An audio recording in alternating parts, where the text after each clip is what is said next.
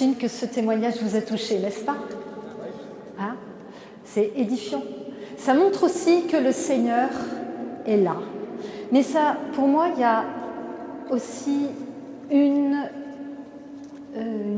conclusion à avoir, une décision à prendre. Ce matin, j'ai parlé des dons spirituels. J'aimerais parler en 2 secondes de la responsabilité, de notre responsabilité en tant que baptisés. Notre responsabilité de baptiser, c'est d'aller à temps et à contre-temps parler du Seigneur.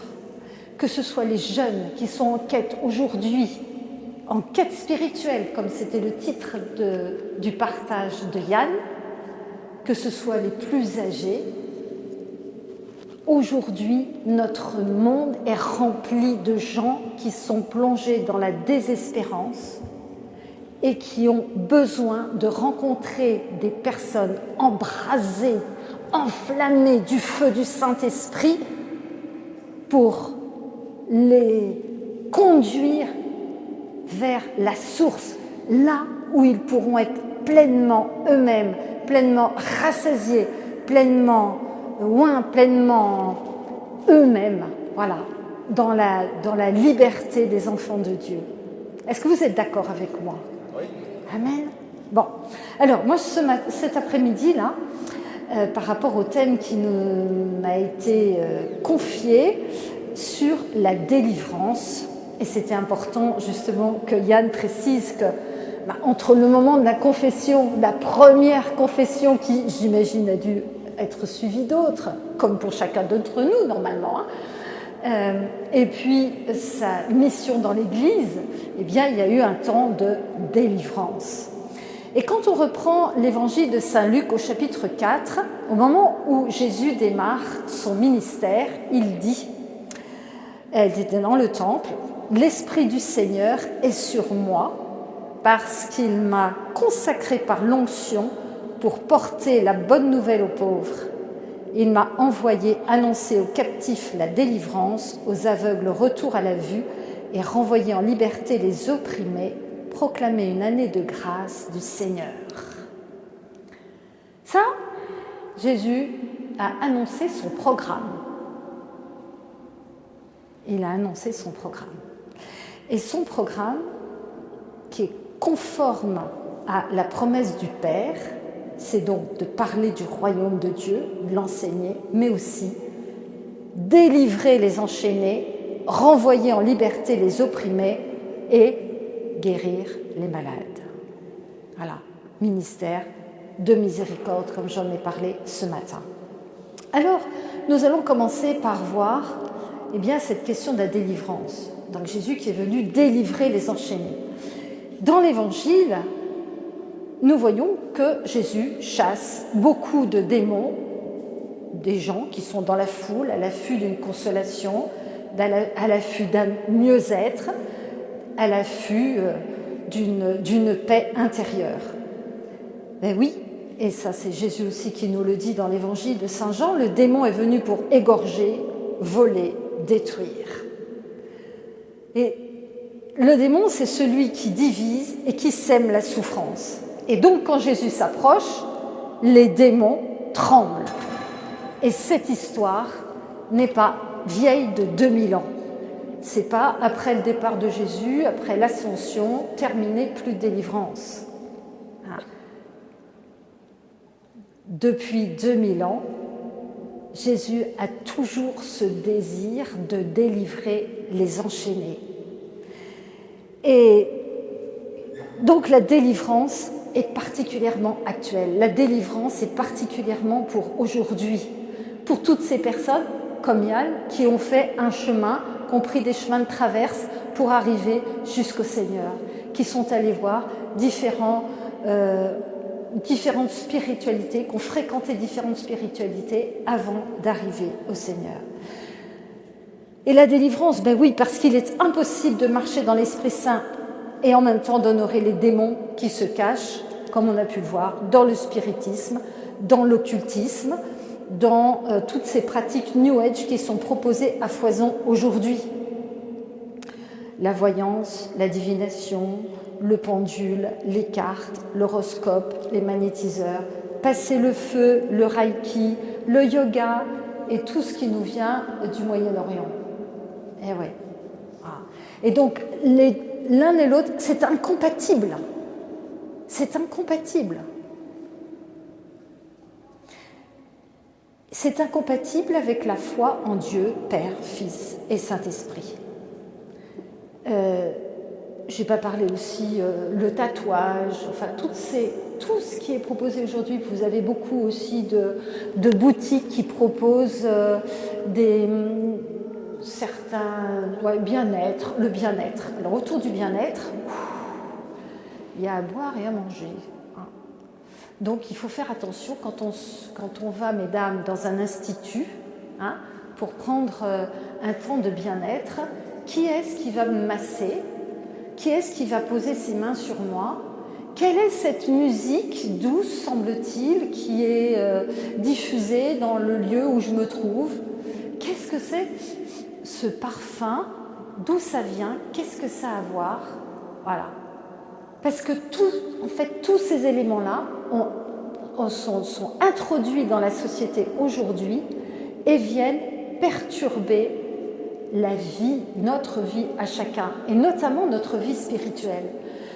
Comme enfants de Dieu, nous sommes appelés à avoir des relations privilégiées avec notre Père du ciel, qui nous veut du bien, qui veut que nous soyons dans la paix, dans la joie, qui veut que nous avancions sur un chemin de liberté, la juste et la bonne liberté des enfants de Dieu. Ce qui ne veut pas dire de faire n'importe quoi avec son corps, n'importe quoi dans ses choix de vie. Dieu nous veut du bien. Nous avons un Père qui nous aime. Et il attend de nous que nous lui fassions entièrement confiance, que nous soyons à son écoute, que nous méditions aussi sa parole pour savoir où il veut que nous allions. Et il veut nous combler intérieurement pour que nous soyons comblés extérieurement. D'accord? Est-ce que vous êtes d'accord? Est-ce que je vous dis là? Donc, il y a des actes à poser. Comme renoncer, je devrais dire à la base, renoncer à consulter l'horoscope, par exemple. Voyons, cette semaine, comment va-t-elle se passer? Que dit l'horoscope? Ben non, j'ouvre ma Bible. Le Seigneur est ma lumière et mon salut. De qui aurais-je crainte? Le Seigneur est le rempart de ma vie. Devant qui tremblerais-je? Psaume 26, 27, verset 1. Verset à apprendre par cœur. Par cœur. Je n'ai pas besoin d'horoscope. Je n'ai pas besoin du pendule non plus. Voilà. Et je n'ai pas besoin de tirer les cartes. Parce que ma meilleure carte, c'est celle qui se trouve dans la parole de Dieu. J'ouvre, je lis les psaumes, je m'arrête sur les psaumes. Il console les cœurs brisés. Ah oui, Seigneur, tu peux me consoler. Je n'ai pas besoin d'aller tirer les cartes pour savoir si ma voisine va me faire un sourire ou si aujourd'hui je vais rencontrer l'âme sœur. Non. Je n'en ai pas besoin. Ça veut dire aussi jeter le talisman que je porte autour du cou comme porte-bonheur ou celui qui est accroché dans ma maison. Je n'ai pas besoin d'avoir une statue de Bouddha dans mon jardin ou dans ma maison non plus. Mais non, parce que j'ai Jésus avec moi. Je suis avec vous tous les jours jusqu'à la fin des temps. Donc je suis parfaitement comblée, je suis parfaitement en sécurité et je n'ai pas besoin d'une idole, je n'ai pas besoin de me prosterner devant une statue de Bouddha, l'avoir à l'entrée au cas où. Je n'en ai pas besoin. Je suis libre car je suis enfant de Dieu, fils bien-aimé du Père.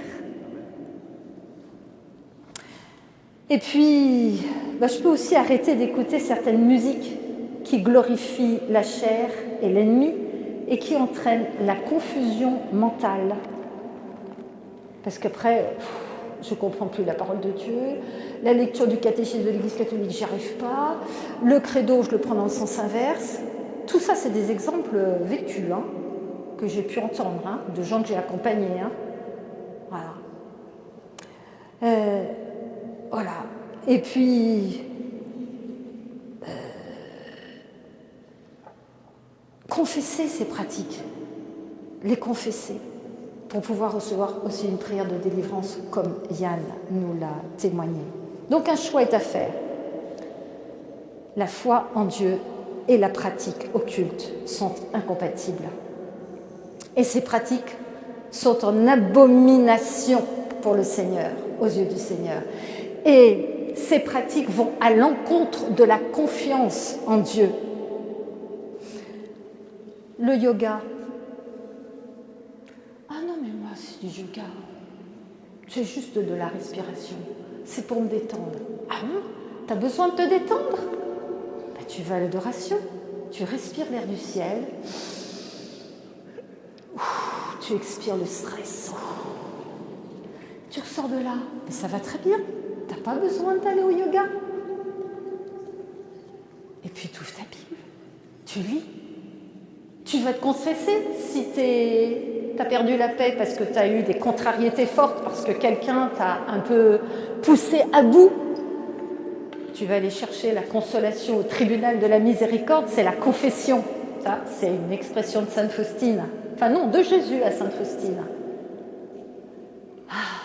On ressort de là, on a repris, on a retrouvé la paix, on retrouve la joie. Donc on n'a pas besoin de tout ça. Non. Alors, on peut se poser peut-être quelques questions. Faire un petit point de discernement. Tu vois ? Si ta vie est marquée par des épreuves à répétition, qu'elles soient du domaine de la santé, de la vie professionnelle, de la situation financière ou familiale, si les échecs, les souffrances se succèdent, si ta vie de prière est chaotique, tu as du mal, tu as de la confusion, ta mission est difficile, puis si tu as un sentiment de malédiction qui repose sur toi, qui te pèse, tu peux te poser la question. Peut-être que dans ton histoire, avant de prendre un chemin vers le Seigneur et avec lui, tu as été voir du côté de tout ça, du côté de toutes ces pratiques. Ou peut-être que tes ancêtres ont fréquenté, ont eu des pratiques occultes. Et là, eh bien, il est nécessaire d'avoir une prière de coupure de lien, une prière de délivrance. Il est nécessaire de confesser, de renoncer et d'avoir une coupure de lien pour être pleinement libre. Et puis de faire un ménage dans sa maison. Voir toutes les petites statuettes qu'on a rapportées de voyage. Oh, mais c'était trop bien, la statue de Krishna. Dehors. T'es enfant de Dieu ou t'es pas enfant de Dieu? T'as un père au ciel ou tu l'as pas? T'as pas besoin de ça. T'as pas besoin de ta statue de Bouddha. T'as pas besoin des masques africains. T'as pas besoin de tout ça. Et puis, va voir du côté de ta bibliothèque aussi. Tiens, ce livre-là. Oh, celui-ci qui me conseille telle méthode de méditation, telle position de yoga. La salutation au soleil. Vous avez déjà entendu ça? Ouais. Bon, bah, ça fait partie des trucs de yoga. Ben non. Nous, on préfère rendre visite à notre Père du ciel. Voilà. Donc, toutes ces pratiques, à un moment donné, dans notre vie, il faut faire un point et dire, voyons, est-ce que dans le passé, ou est-ce qu'aujourd'hui encore,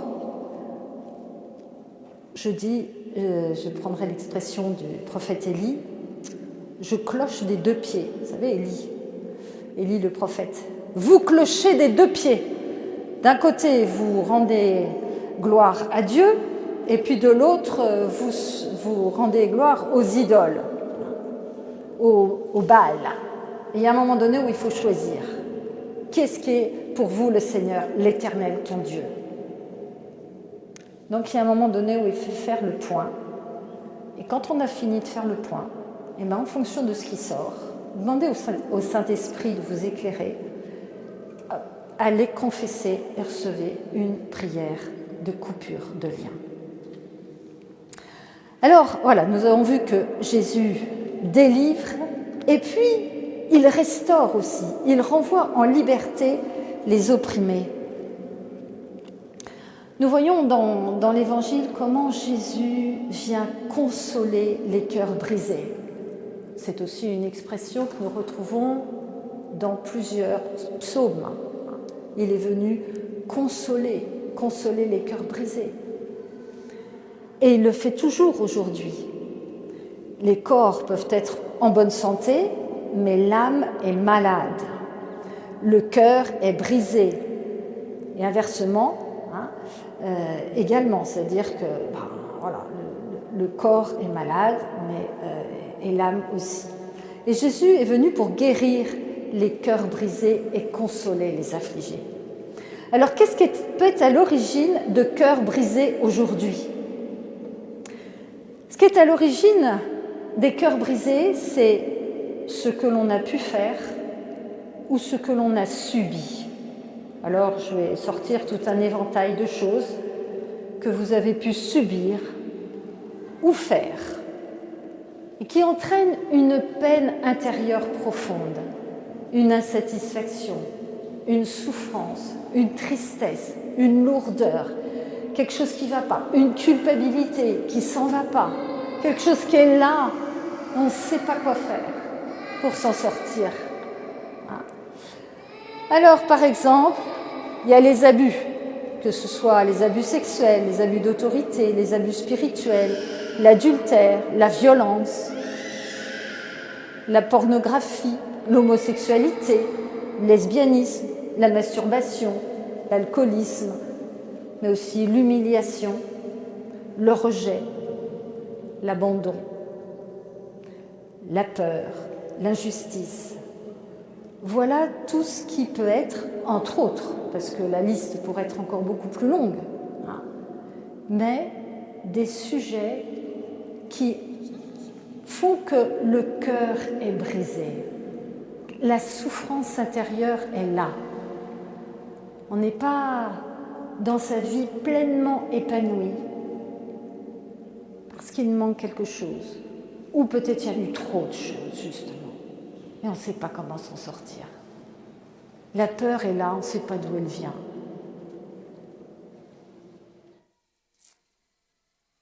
Le sentiment d'être rejeté, on ne sait pas d'où il vient. Donc, dans ces deux réalités, ce que j'ai fait, ce que j'ai subi, chacune a besoin de restauration. Chacune nécessite de retrouver la liberté. Et peut-être que tu n'as pas complètement conscience de là où tu as besoin de restauration.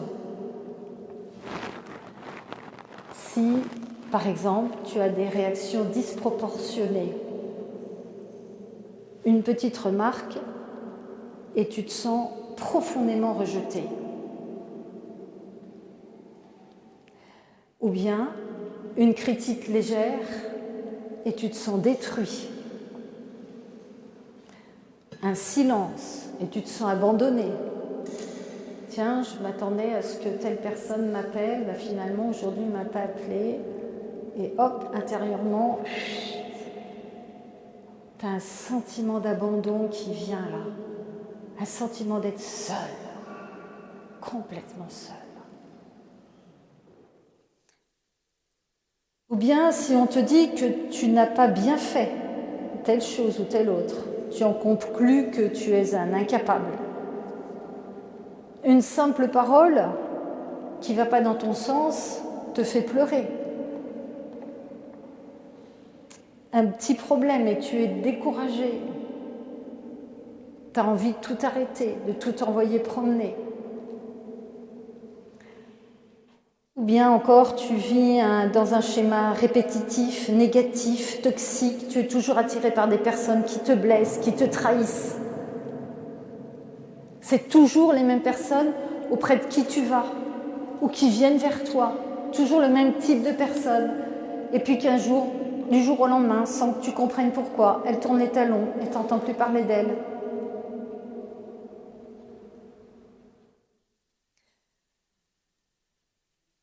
Ou bien, tu ne vois que les gens qui ne t'aiment pas, qui te critiquent. Ou tu n'attires autour de toi que des gens qui te font du mal. Ça vous parle tout ce que je dis?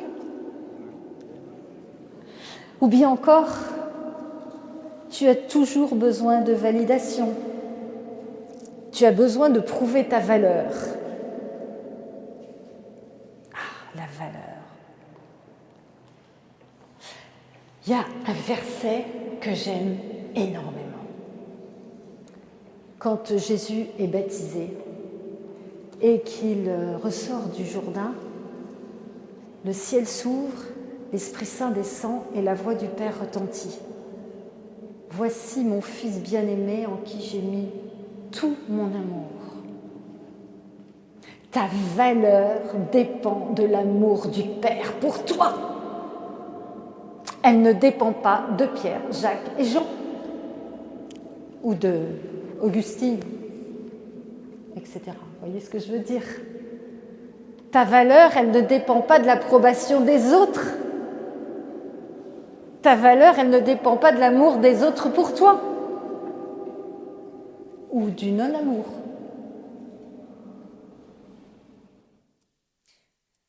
Ou bien le besoin de tout contrôler. Et puis, il y a toutes les pensées qui tournent dans notre tête, qui sont très révélatrices aussi d'un besoin de restauration. Que dis-tu de toi? Que dis-tu des autres? Comment regardes-tu les autres? Et comment te regardes-tu toi-même? Eh bien, tout ça, ce sont des pistes que je vous donne pour vous permettre de voir là, ou de remonter à la source, là où il y a eu blessure, là où votre cœur a été brisé. Peut-être dans votre enfance, enfant pas accueilli, enfant confié trop tôt, trop longtemps, trop souvent, sentiment d'abandon. Souvent, l'esprit de rejet, le sentiment d'être rejeté vient de la toute petite enfance. La grossesse qui n'était pas prévue. On attendait une fille, on a un garçon. Ou en attendant un garçon, alors on a encore une fille. Bah oui. Ou bien les humiliations à répétition. Ou les comparaisons entre frères et sœurs. Ah, ton frère vraiment, il réussit bien. Et toi? Voyez tout ce qu'on a vécu dans notre petite enfance. C'est important d'en prendre conscience. Parce que ça, entre guillemets, ça nous conduit, je ne vais pas dire le mot programme, mais ça nous conduit à avoir tel ou tel comportement dans notre vie, ensuite, d'adulte. Papa était toujours absent, ou bien papa a été violent. Je ne vais pas m'approcher du Père éternel, parce que c'est dangereux. Et on n'en a pas conscience. C'est une réaction, je dirais, qui se vit comme ça, de façon spontanée. Oui, il y a Dieu, bien sûr. Mais moi, je peux Jésus.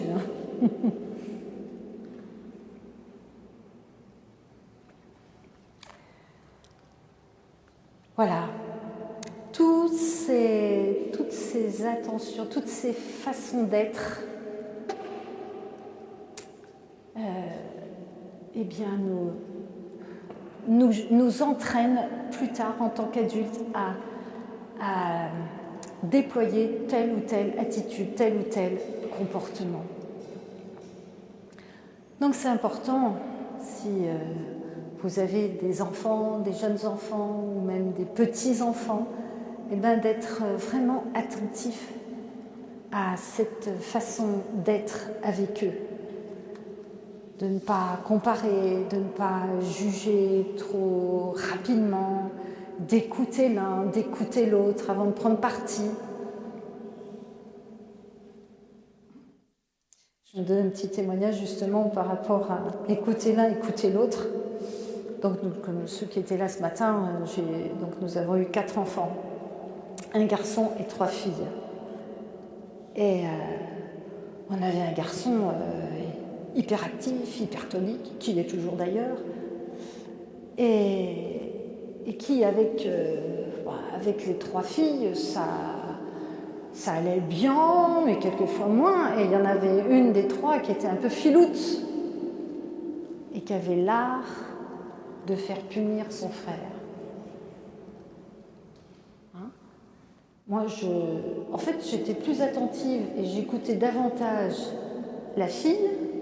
Ah, mon Dieu, il fait ça, machin. Que lui, parce que lui, il était débordant d'énergie, qu'on avait du mal à canaliser. Donc,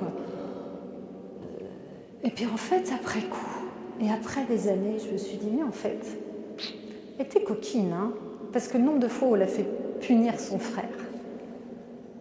Hein? Donc vraiment, on a à être attentif dans notre relation avec nos enfants pour ne pas ensuite générer chez eux, provoquer chez eux des amertumes. Comme nous, ou comme vous, comme toi, tu peux peut-être en avoir par rapport à ton histoire familiale.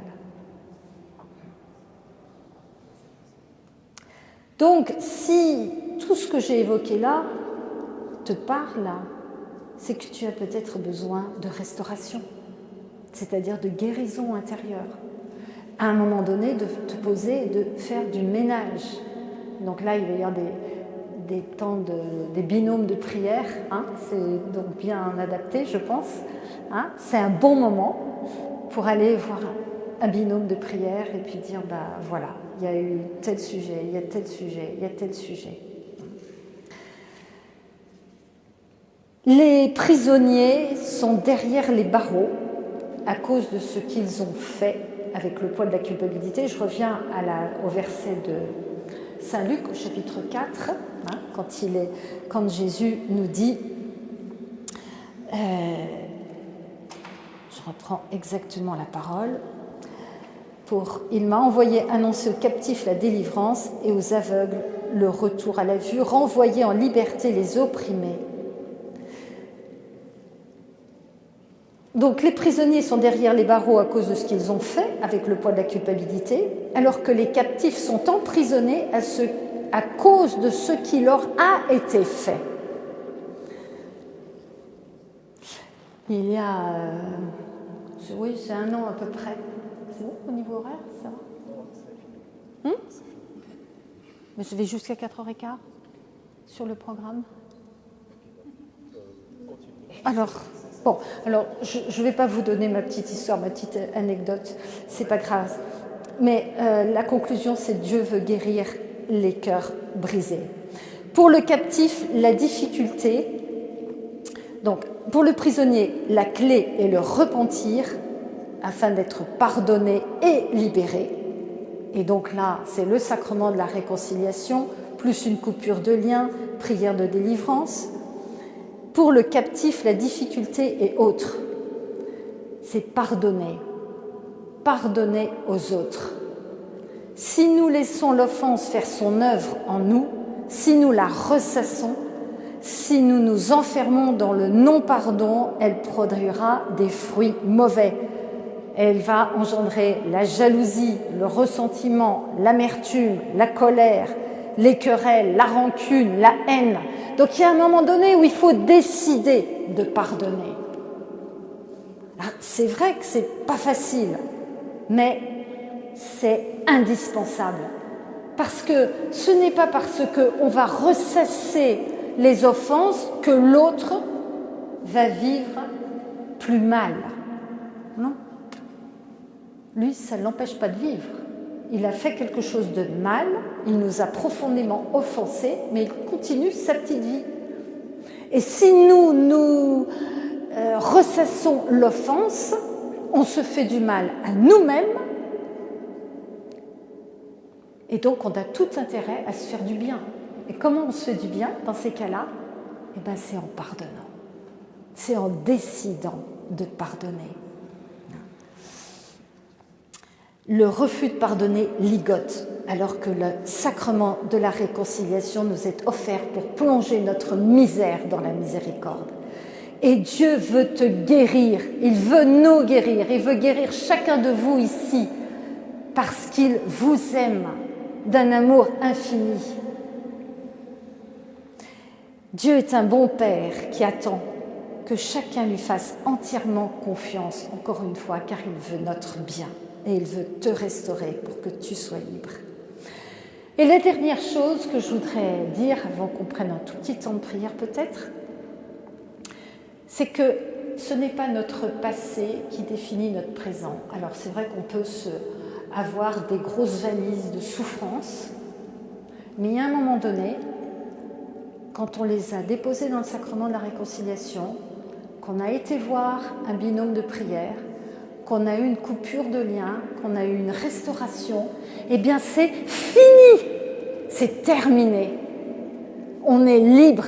On ne peut pas continuellement ressasser la souffrance, se mettre dans une position de victimisme, dire « moi avec tout ce que j'ai vécu dans mon enfance, c'est terrible ». Oui, c'est terrible, il n'y a pas de problème là-dessus. Mais ce que tu as vécu il y a 20 ans, 30 ans, 40 ans, 50 ans, ça ne peut pas avoir de l'influence pour aujourd'hui si tu as fait ce qu'il fallait faire. C'est terminé. Tu es libre de prendre ta vie en main et avancer. Tu as un Père dans le ciel qui t'aime et qui est prêt à t'accompagner chaque jour et qui a un boulevard de joie devant toi. Donc arrête de pleurnicher sur ton passé. Lève-toi et marche, a dit Jésus. Et il a dit à Lazare, sors. Voilà, retirez-lui les bandelettes. Voilà, c'est ce qu'on va faire, on va retirer les bandelettes. Et puis après, c'est la résurrection, c'est la joie. Amen. Amen. Voilà. Et on va prier. Mettez-vous debout.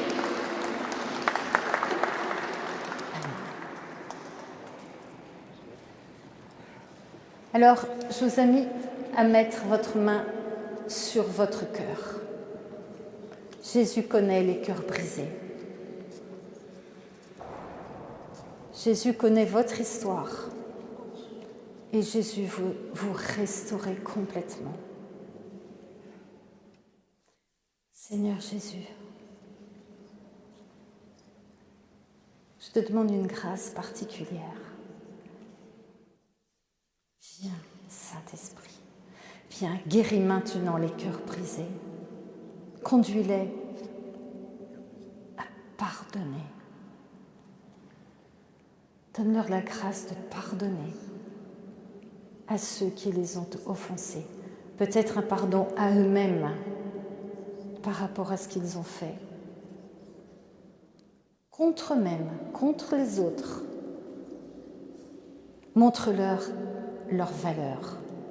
Montre-leur combien ils ont de la valeur chacun à tes yeux. Combien tu les aimes. Donne-leur la grâce de pardonner à ceux qui les ont offensés. Oui, Saint-Esprit, descends sur chacun. Viens particulièrement toucher ceux qui sont en souffrance en ce moment. Viens particulièrement poser ta main de bénédiction, ta main de guérison sur tous ceux qui, maintenant, ont l'image de tout ce qu'ils ont vécu de douloureux dans leur vie. Conduis-les à la au pardon, au repentir. Donne-leur la guérison. Amen. Merci.